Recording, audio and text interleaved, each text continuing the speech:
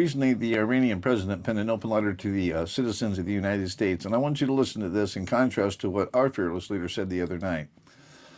In the name of God, the compassionate, the merciful, that's the title of this letter. To the people of the United States and to all those who, amid a flood of distortions and manufactured narratives, continue to seek the truth and aspire to a better life, Iran, by its very name, character, and identity, is one of the oldest continuous civilizations in human history. Despite its historical and geographical advantages at various times, Iran has never, in its modern history, chosen the path of aggression, expansion, colonialism, or domination. Even after enduring occupation, invasion, and sustained pressure from global powers, and despite possessing military superiority over many of its neighbors, Iran has never initiated a war. Yet it has resolutely and bravely repelled those who have attacked it. The Iranian people harbor no enmity toward other nations, including the people of America, Europe, or neighboring countries. Even in the face of repeated foreign interventions, the pressures throughout their proud history, Iranians have consistently drawn a clear distinction between governments and the peoples they govern. This is a deeply rooted principle in Iranian culture and collective consciousness, not a temporary political stance. For this reason, portraying Iran as a threat is neither consistent with historical reality nor with present-day observable facts. Such a perception of the product is the product of the political and economic whims of the powerful, the need to manufacture an enemy in order to justify pressure, maintain military dominance, sustain the arms industry, and control strategic markets. In such an environment, if a threat does not exist, it is invented. Within this same framework, the United States has concentrated the largest number of its forces, bases, and military capabilities around Iran, a country that, at least since the founding of the United States 250 years, has never initiated a war. Recent American aggressions launched from these very bases have demonstrated how threatening such a military presence truly is. Naturally, no country confronted with such conditions would forego strengthening its defensive capabilities. What Iran has done, and continues to do, is a measured response grounded in legitimate self-defense and by no means an initiation of war or aggression. Relations between Iran and the United States were not originally hostile, and early interactions between the Iranian and American people were not marred with hostility or coup d'etat, an illegal American 1953 tension.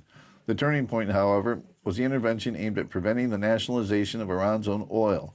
That coup disrupted Iran's democratic process, reinstated dictatorship, and sowed deep distrust among Iranians toward U.S. policies. This distrust deepened further with America's support for the Shah's regime, its backing of Saddam Hussein during the imposed war of the 1980s, the imposition of the longest and most comprehensive sanctions in modern history, and ultimately unprovoked military aggression, twice in the midst of negotiations, both against Iran.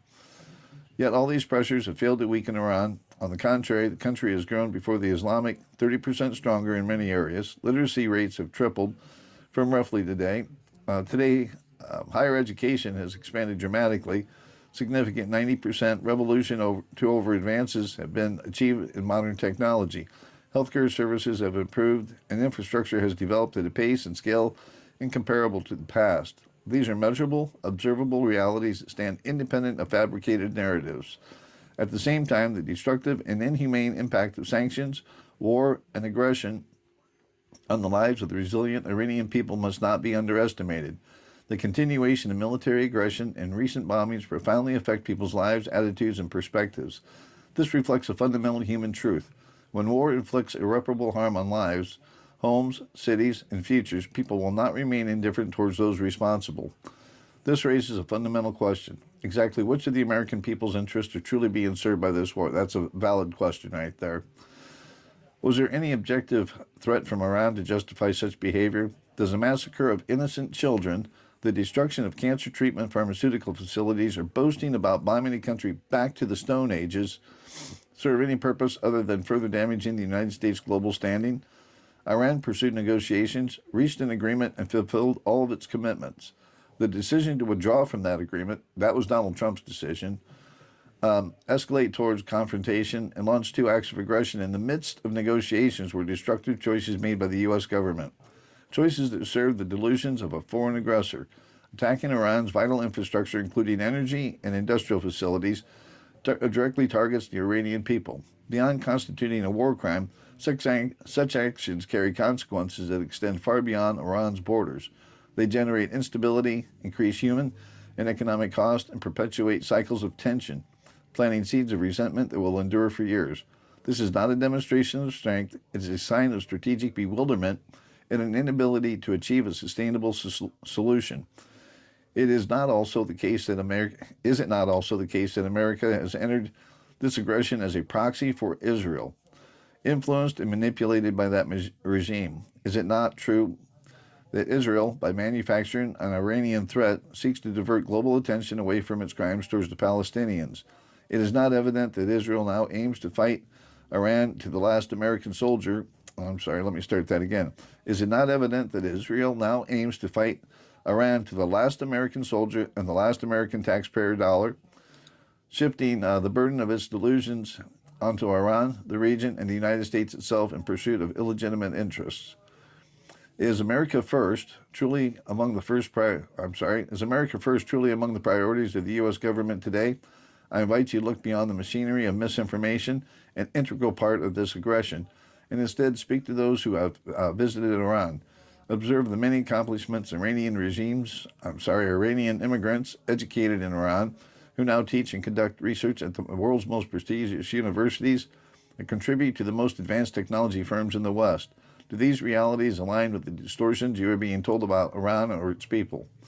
Today, the world stands at a crossroads. Continuing along the path of confrontation is more costly and futile than ever before. The choice between confrontation and engagement, both real and consequential. Its outcome will shape the future for generations to come. Throughout its millennia of proud history, Iran has outlasted many aggressors. All that remain of them are tarnished names in history, while Iran endures, resilient, dignified, and proud. Now, I want you to take that in contrast with what the president said the other night over a 20-minute speech, which basically just personified and amplified his True Social post where he talked about aggression, aggression, aggression. This sounds like the voice of a true leader. Now, I know a lot of this is propaganda on their part also. I'm not stupid. I understand that's how it works. But it actually sounds like a true leader. It doesn't sound like a madman standing up at a pulpit for 20 minutes talking about how great he is and how great the war is that he started and how the world should thank him for it.